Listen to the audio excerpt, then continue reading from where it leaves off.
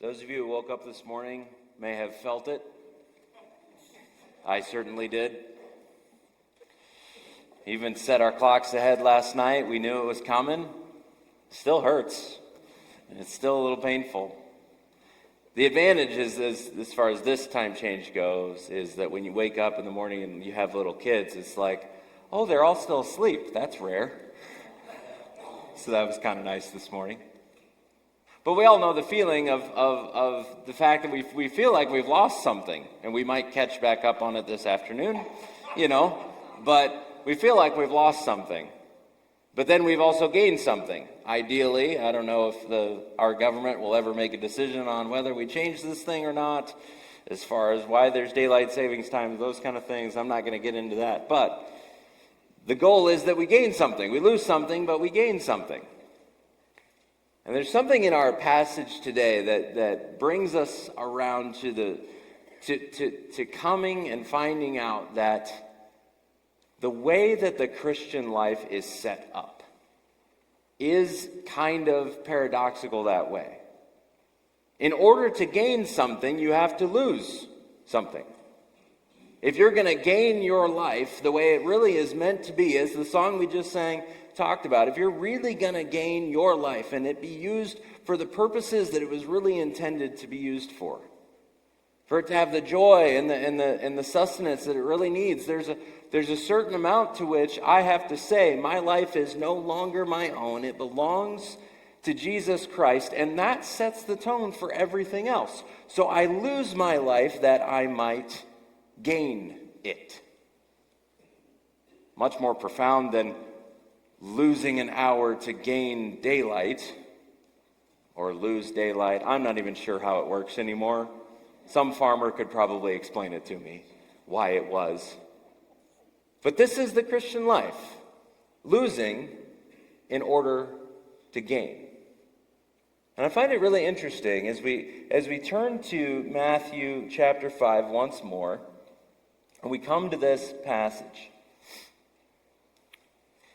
It's written into a context, I think, not that dissimilar to our own context, where people back then were asking how life was supposed to work. Sounds a lot like people now. The trouble is that people now especially have many of them have decided very definitely how life is supposed to work.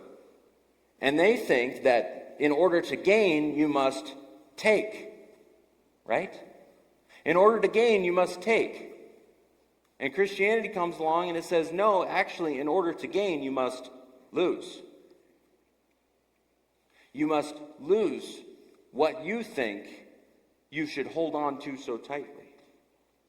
So let's take a look here at Matthew chapter 5, verses 27 to 30.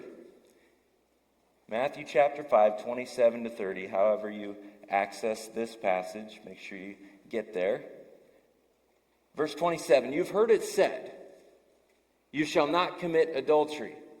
But I say to you that everyone who looks at a woman with lustful intent has already committed adultery with her in his heart. If your right eye causes you to sin, tear it out and throw it away. For it's better that you lose one of your members than that your whole body be thrown into hell. And if your right hand causes you to sin, cut it off and throw it away. For it's better that you lose one of your members than that your whole body go to hell. So, bright and cheery sermon this morning.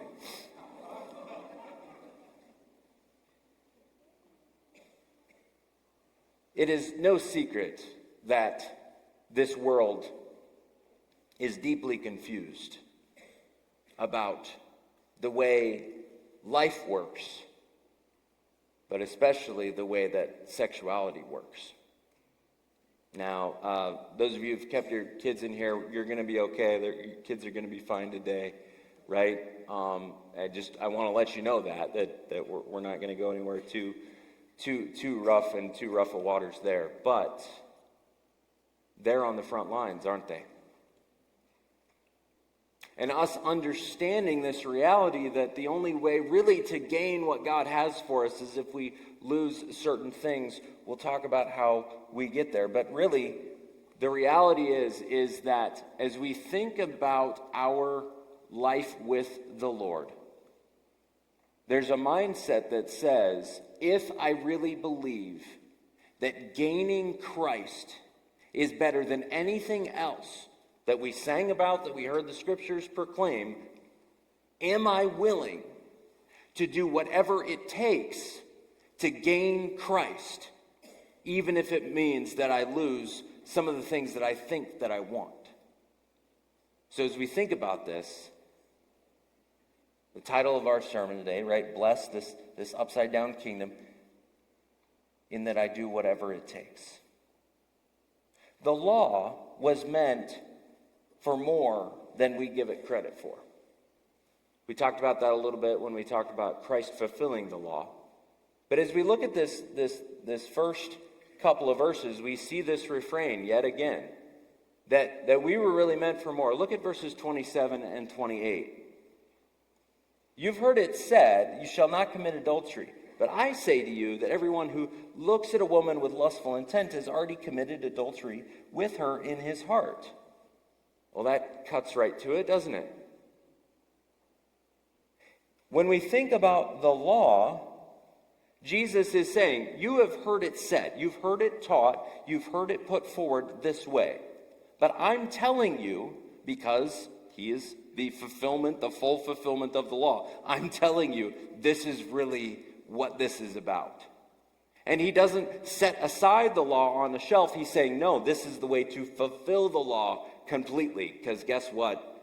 I'm doing that, right?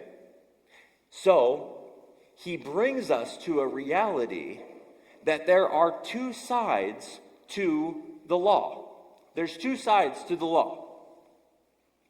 Just even here right away, we see it, right? You have heard it said, right? You can read it. You've heard it said, oral tradition and whatever. But I say to you, Jesus says, I say to you, there's something more here.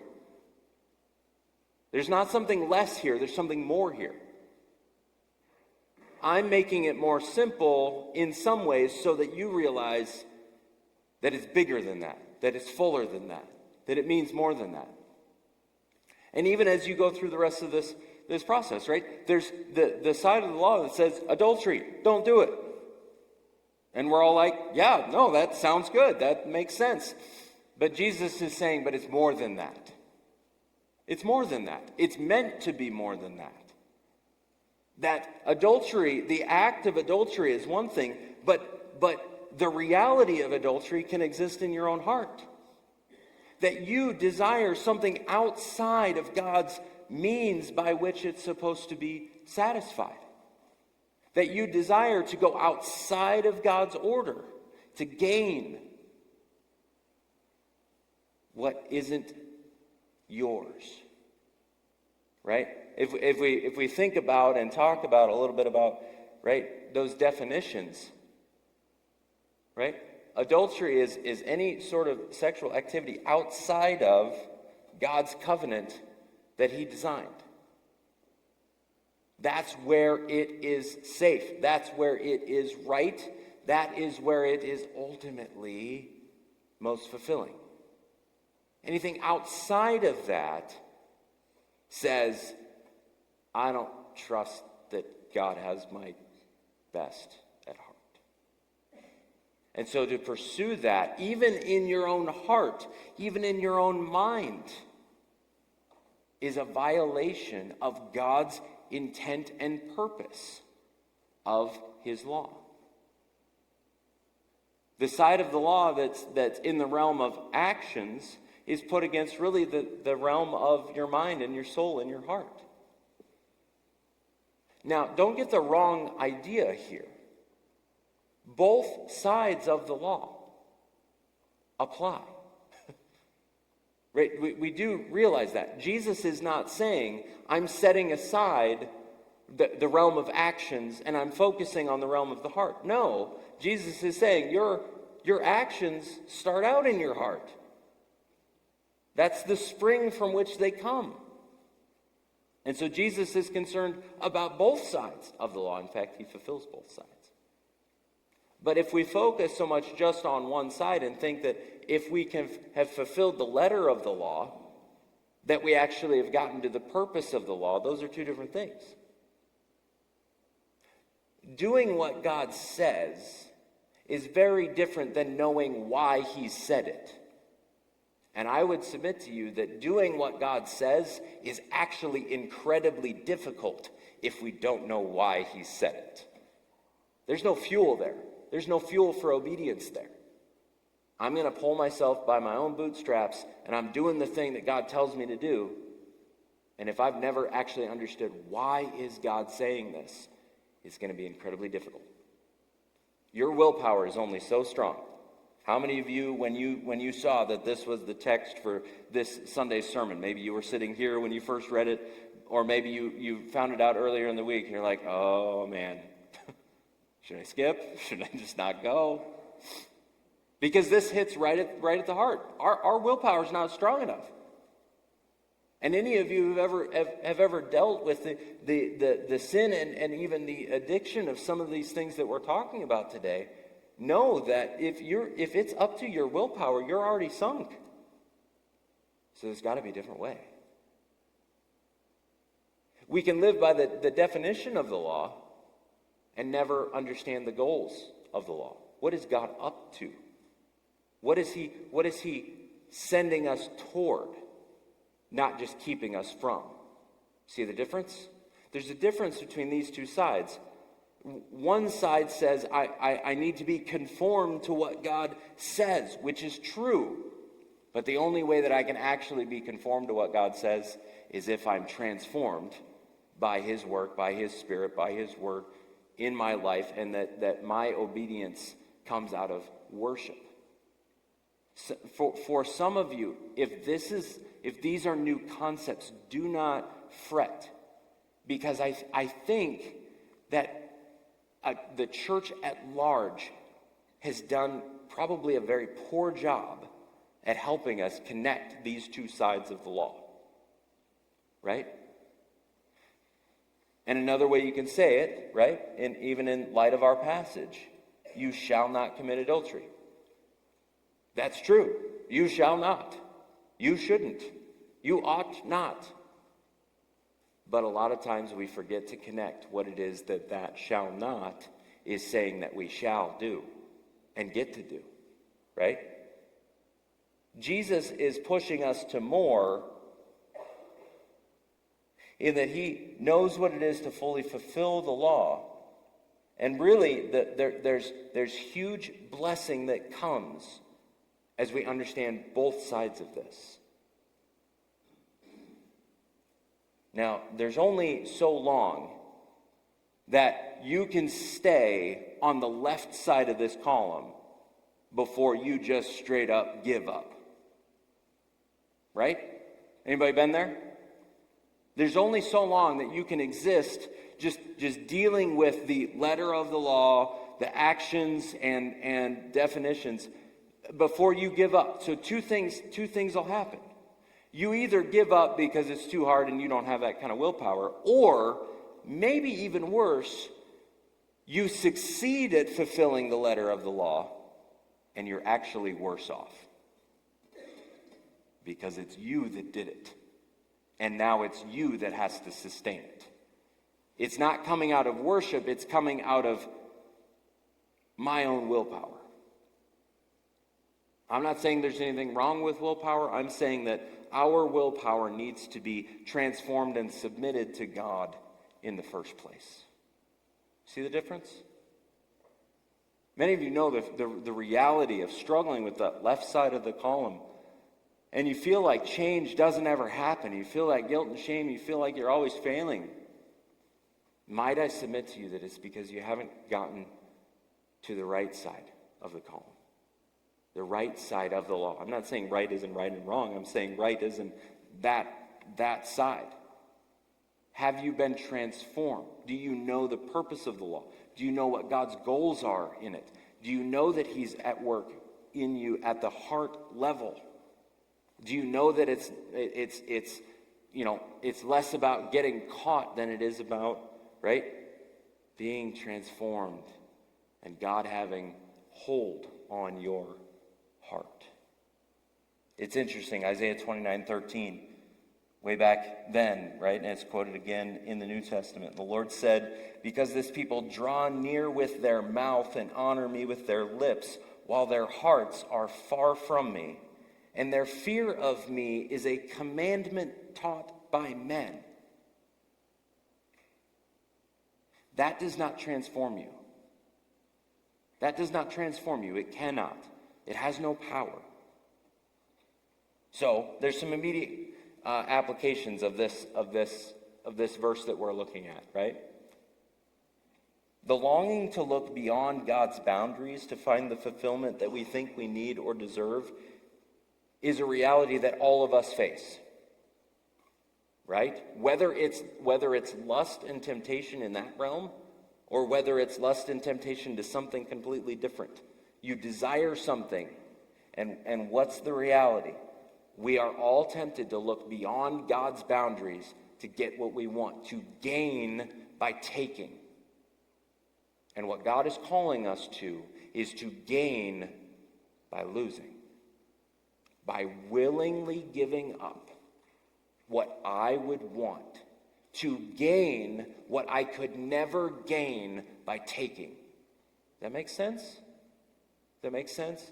You see how this applies bigger than just, what you do on your computer or your smartphone. It's bigger than that. It's much bigger. It applies to that deeply.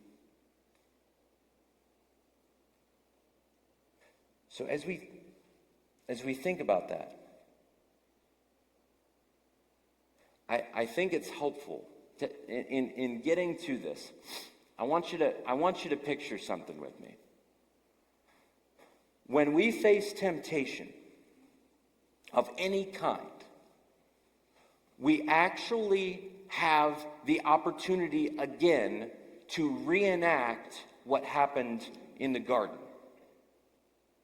Okay? I actually have some pictures for you, okay? So when temptation comes, these are our basic options, right? God puts man and woman in the garden and says, don't eat of this tree. That one tree, no. And Satan says, but that one tree, you should be able to say yes to that. You should have freedom to say yes to that. You should be able to get to decide whether you want to or that. Right? You see where Satan's coming from, where the serpent is coming from. I think the garden temptation is such a help here.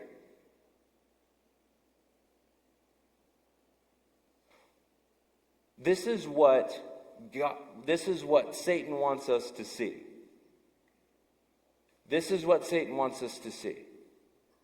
He wants us to believe that God's no means no to everything else too. Whereas his yes means yes to everything else that you would want. That's what he wants you to think. That's what he wants you to see. The no means no down the rest of the line. And his yes means you get to do whatever you want. But here is the reality of what is really actually happening. This is what's actually happening. God has situated one no in a garden of yes. You see that? He's situated one no in a garden of yes. And as long as you continue to say no to that one no, you get a garden of yes. You see how that works? Satan wants you to think that a yes to your desire, what you want, that temptation that you're wrestling with, he wants you to think that if you say yes to that, you get to say yes to everything else. And the reality is that's not how God has put the world together. Because your yes to that one thing that God says no to means a garden of no for you. And that's how it works every time temptation comes your way. Every time. You see how that's very different than the picture that Satan wants you to believe every time you're tempted? He wants you to believe that if you get to say yes to the thing you want to say yes to, that it's going to mean a whole bunch of yeses after that. No, what it means is thousands of no's. if you say yes to his temptation.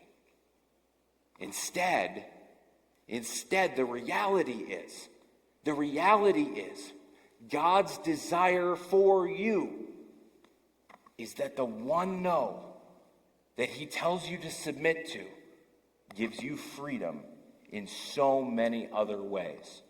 It helps you understand what no's you need to say to stay truly free.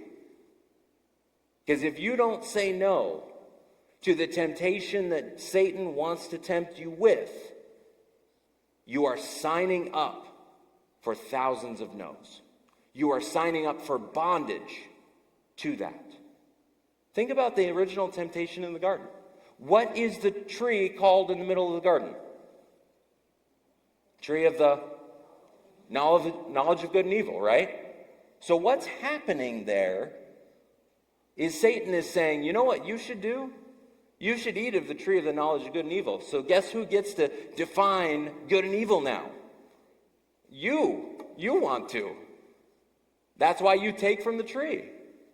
I want to decide that this is good for me. God has said it's bad for me. No, I'm gonna go ahead and say it's good for me.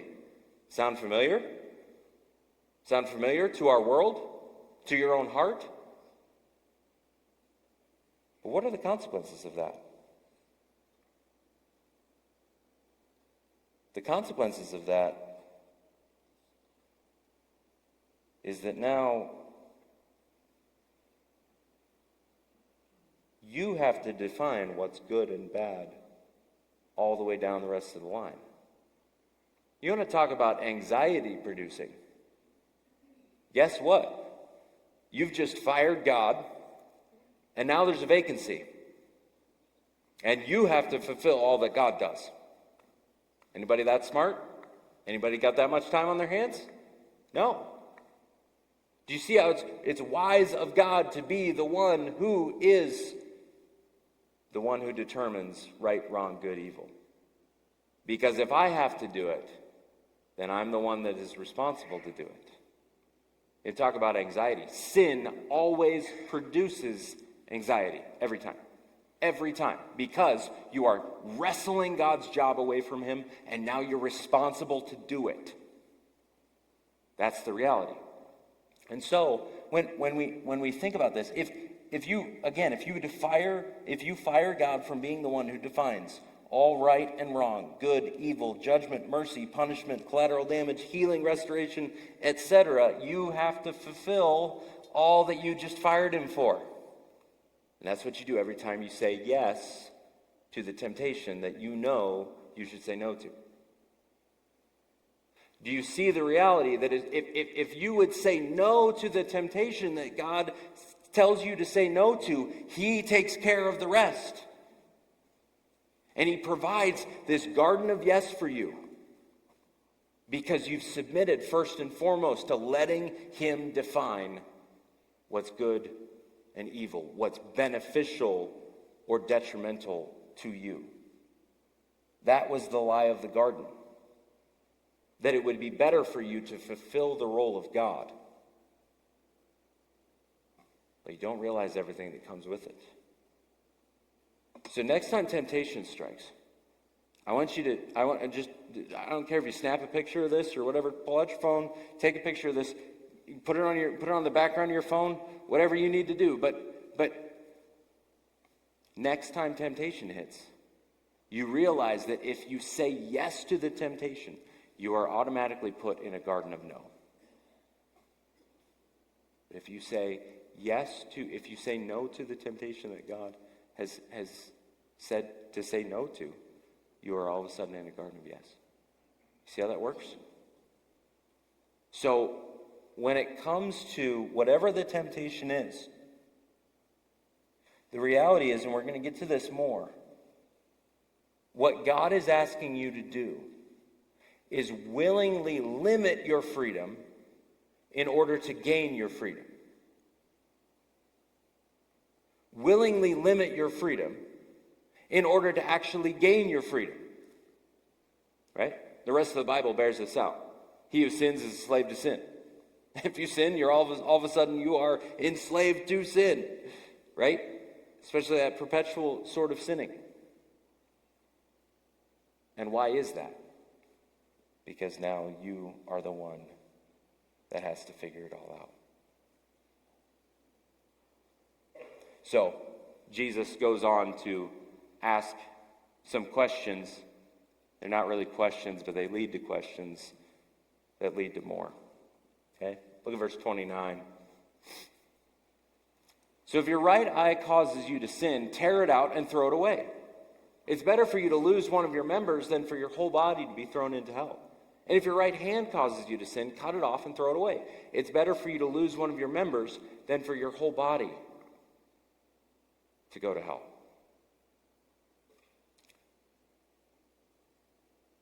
I think this passage also helps us understand what's going on with temptation.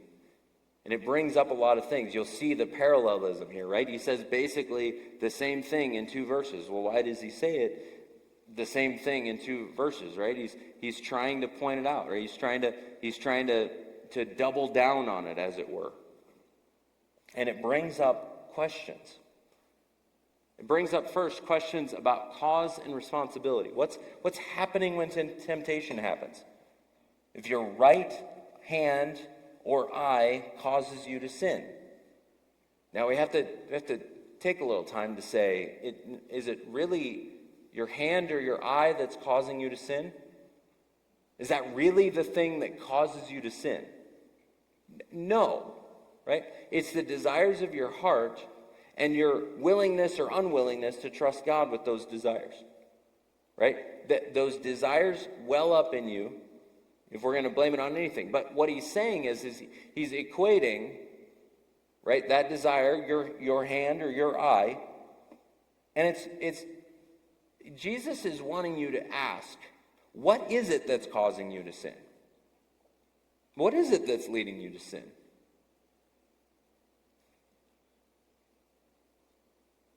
He says it in another way in Matthew 18:7-9. Woe to the world for temptations to sin, for it is necessary that temptations come. Boy, if I had a whole sermon. It's necessary for temptations to come. I want to preach it. I really do. There's a whole sermon there. It's necessary that temptations come. Why? Because this life has to have freedom in order for genuine love and worship to happen. To keep it short.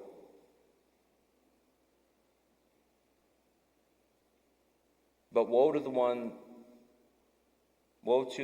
by whom the temptation comes.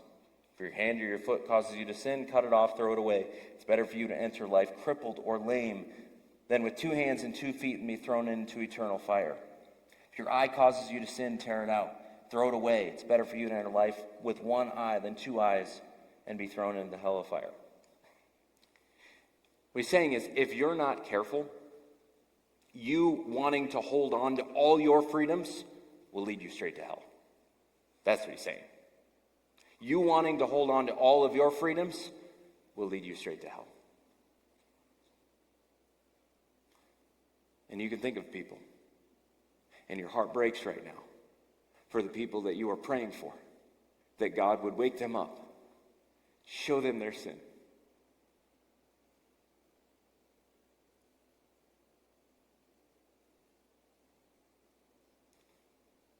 It also tells us things about willingness and extent. If your right eye causes you to sin, if your left eye or your right eye, right hand, willingness and extent, tear it out, cut it off, throw it away. It sounds extreme. I mean, I like having 2 hands. I like having 2 eyes. It really helps with depth perception, right? My understanding of this verse is not that someone come tomorrow with an eye patch. Okay. We don't necessarily need more pirates in the world, right? But it is asking you, what extent are you willing to go to actually deal with the sin that's really in your life? Are you willing to be that extreme, if that's what it takes, to end sin's slavery in your life? What are you willing to do? If I keep making room for my sin in my life, it will eat me alive. And Jesus is saying here, if you keep making room for your sin in your life, it's not an optional add-on to Christianity. Saying no to sin is right at the core of what Christianity is. Now, you need to be transformed in order to do that. But if you keep making room for your sin, it will eat you alive. You are in a war. If you don't know that you're in a war, right? What happens if you just waltz out onto a battlefield and you don't know you're in a war? You're going to be collateral damage. And it's going to be your fault because you didn't know there was a war happening, right? There is a war happening. There's a war happening for your soul. There's a war happening for your mind. There's a war happening for your body. There's a war happening for your freedom. There's a war happening for your children and your grandchildren. There is a war going on here. Don't let the ease and the comfort of your life distract you from that reality.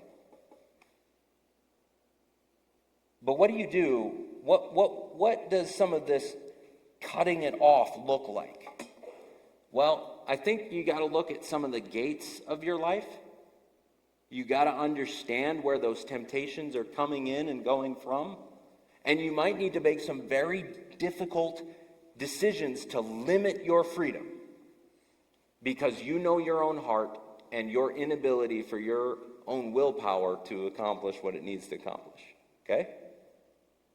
You need to grant access to your life to a wife, to a trusted friend, or both. I have not only my wife can ask me any questions she wants to ask me, but I also have good friends that she has the numbers for that also have that kind of access to my life.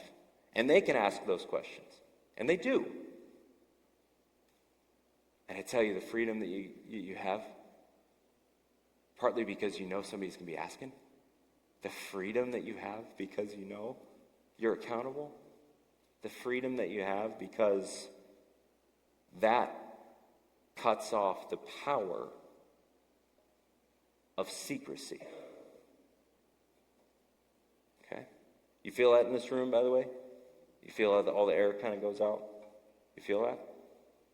You have to get comfortable with that. You have to get real comfortable with that. If you're really going to make progress against sin in your life, you need to be comfortable with that reality. That other people are going to ask you hard questions. You need to grant access into your life. And I'm going to speak especially to our men here. Usually, ladies, you find it a little easier to grant access to other ladies in your life, usually. But men, I don't want to see you be 65, 75, 85 and have no real friends that have this kind of access into your life. Because it makes you grow weird if you don't. Okay? So men especially, you need guys that know you and are willing to ask hard questions about your marriage, about your wallet, about all down the line. Okay? What are you willing to do? Are you willing to take a look at those gates? Are you willing to eliminate those gates of temptation that are causing you to fall? Whether that be maybe router protection or software or downgrade to a flip phone, turn off the colors to your phone completely, whatever it is you need to do it. Why? Well, let's talk about a couple other things before we talk about why. You also need to take into account the paths that you walk. The paths that you walk. Okay? Throw it away. Get rid of the path back to whatever temptation you just fell into. Get rid of the path. Find a way to get rid of that. Be aware of the paths that you walk. Know yourself. Know your temptations. Ask God to reveal that to you. What just needs to go away in my life? And it would eliminate a whole lot of trouble. Right? And then actually work through what it is to be transformed. Understand not just the letter of the law, but the purpose of the law. And another huge guard against temptation, learn how to worship. Learn how to worship. Learn how to actually, with a full, unhindered heart, thank God for all that He's done and all that He is. Because I tell you, there's nothing better to keep you from temptation than if your heart is already full of worship. Then you're not frustrated about all the things that God hasn't given you. You're delighted in all the things that he has given you, and you're satisfied there. Make sense? Make sense? All right. We got to keep going or we're going to run out of time. Although it says it's only 10:01, so I got another hour. But there's also questions about worth and trajectory. It's better. Notice here, for it is better for you to go into life maimed or crippled or without an eye or without a hand than it would be. What's the trajectory of continuing to allow sin to have its way in my life? What's the trajectory according to these verses? Hell is the trajectory. Now, this brings us into all sorts of issues that I don't have time to cover fully. But I will say that the rest of the scriptures clearly bring us to the reality that if you are genuinely transformed, genuinely a transformed follower of Jesus Christ, right? If you are truly a new being and transferred into the kingdom of the Son that he loves, there is no ability to lose your salvation. We can talk about that afterward, but that's what the scriptures seem to say over and over and over again. However, here's the balance. Here's the reality. If you make a consistent path of sinning and continuing to do what God calls you to not do, you have zero assurance of your salvation. You see how that works? Because it's evidence that you do not really understand what it is that God has done. Hebrews 10:26. If we go on sinning deliberately after receiving the knowledge of the truth, there no longer remains a sacrifice for sins. And then verse 29, how much worse punishment do you think will be delivered to one who has trampled underfoot the Son of God, has profaned the blood of the covenant by which he sanctified, and has outraged, insulted the Spirit of grace? What that means is, if you continue to sin and act like sin is no big deal, then what are you saying about the cross? What are you saying about the reality of what Jesus has done? You insult the cross. You insult the Spirit of grace, right? So again, continuous sin in your life that you have no desire to repent of or turn away from should make you ask the question as to whether or not you really know Jesus. Okay? But the rest of the scriptures do say that if you in fact are a new creation in Christ, you can't lose that. You see the beautiful and actually perfect balance that God sets before us in his kindness. So, what do we do with this? I won't take another hour, though I want to. What do we do with this? A few things. God's command means you are meant for more. Every time you see a command, do not see it as that which is ultimately to limit you. It limits you so that you can actually pursue in freedom what he has for you. That's what God's commands are for. God's commands are the guardrails so that you can enjoy the road, right? God's commands are the disciplines so that you can enjoy playing the piano, right? You got to put that work in order to be any good at playing the piano. If I picked one of you randomly out of the crowd here and told you to go up and play, you're like, no, I can't do that. Why? Because you haven't submitted yourself to the discipline of learning it, right? So, God's commands help us see that we are meant for more. See the two sides of the law. Secondly, understand what God's no means in temptation. Satan is going to convince you that God's no means a garden of no. It's not true. God's no means a garden of yes. God's no means a garden of freedom within boundaries that you and I all need. Right? His no actually means thousands of yeses. Right? What are you saying yes to when you say no to temptation? Well, you're saying yes to lack of guilt. You're saying yes to unbroken fellowship with God. You're saying yes to not having to have a tough, difficult, awkward conversation with the people that you love. What are you saying yes to? You're saying yes to thousands of things when you say one no that God tells you to say. You're saying yes to thousands of things that you get to enjoy and be part of with zero regret. How'd you feel about that? Zero regret in your life. Boy, that'd be nice. What else?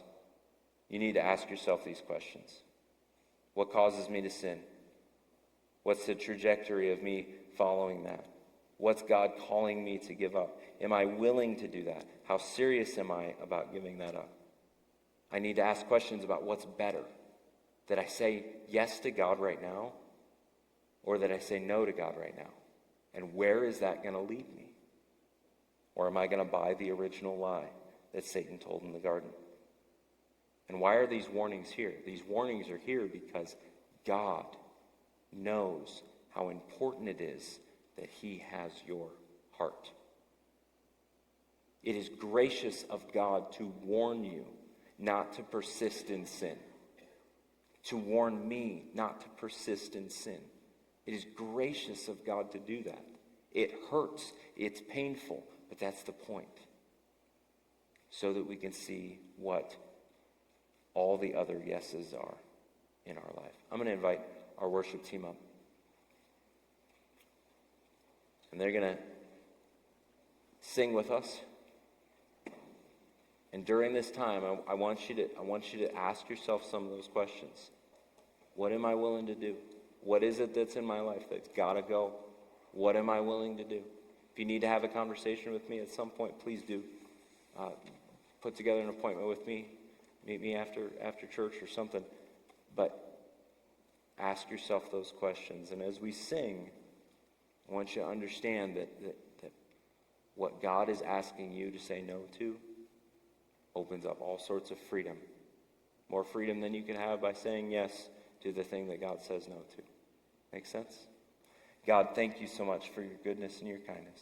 Lead us as we sing. Lead us as we worship. May our worship be the fuel of our obedience. May the way that we see your no change and shift a bit so that we might find it all the easier to say, what I really want to say yes to is all the freedom that God provides. So yeah, I'm going to say no to that. So lead us and guide us. Lord, I pray that you would break the power of any addiction, any inability to say no by your goodness and grace. That has the power to do it. We don't need more of ourselves, God.